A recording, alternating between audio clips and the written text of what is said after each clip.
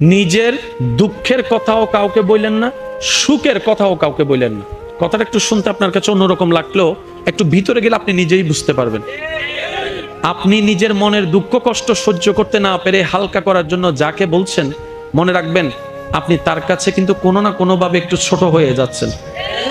এমনও হতে পারে আপনার দুঃখের সে কথাগুলা আপনার সামনে অভিনয় করে যে আপনাকে বুঝ দিয়েছে, সে পিছনে আপনার সেই দুঃখের কথা নিয়ে হাসি ঠাট্টা করতেও দ্বিধাবোধ করে না, এমন অনেক মানুষ আছে।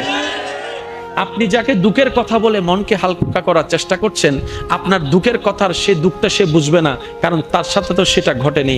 সেজন্য আপনাকে 3 মাস 4 মাস 3 বছর পরও হয়তো আঙ্গুল তুলে দেখাই দিতে পারে, সেই কথাটার কথা দিয়ে খোঁটা দিতে পারে। কথা বলেন ঠিক কি না?